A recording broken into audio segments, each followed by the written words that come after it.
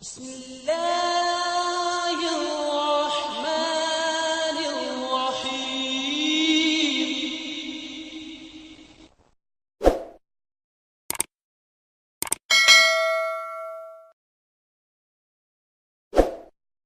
وعلیکم السلام۔ مول صاحب، تاریخ اسلام میں خلفائے راشدین کی خدمت کے بعد، ان کے دور کے بعد خلافت بنو امیہ اور خلافت عباسیہ کا بھی ذکر موجود ہے، اور ان کا یہ دور کم و بیش 1000 سال پر مشتمل ہے، اور ان خلفاء کرام کے زمانے میں بعض بڑے عظیم ہستیاں بھی پیدا ہوتی رہی ہیں۔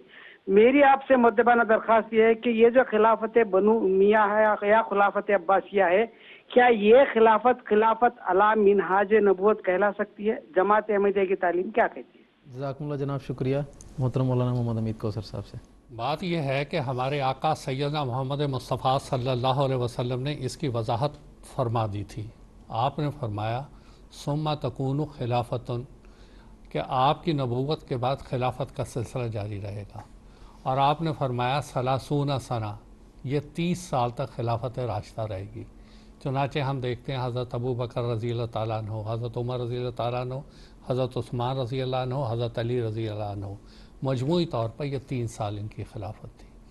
پھر آپ نے فرمایا ملکن عادن، پھر ایسے لوگ آ جائیں گے جو خلافت کا نام بظاہر لیتے ہوں تو لیتے ہوں، لیکن وہ خلافت جو منہاج نبوت والی تھی وہ 30 سال کے بعد ختم ہو گئی۔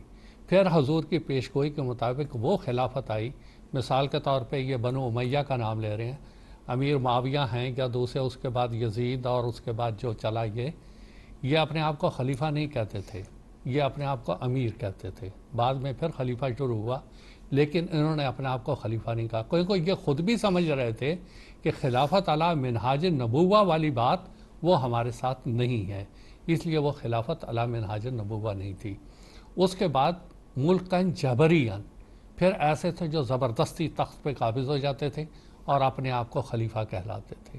وہ بھی ایک زمانہ تھا، ہو سکتا ہے ان سے اللہ تعالیٰ نے بعض کام لیے ہوں، اس میں کوئی شک نہیں، لیکن وہ منہاج نبوت والی بات وہ ان میں نہیں تھی۔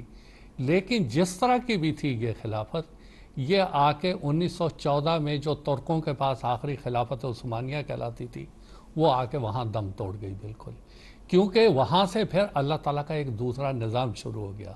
وہ خلافت کیا تھی؟ خلافت جماعت احمدیہ جو منہاج نبوت۔ اب ہمارے بعض تعلیم یافتہ یا جو بیچارے نو مبین ہیں وہ ان لفظوں کو سمجھ نہیں تھے۔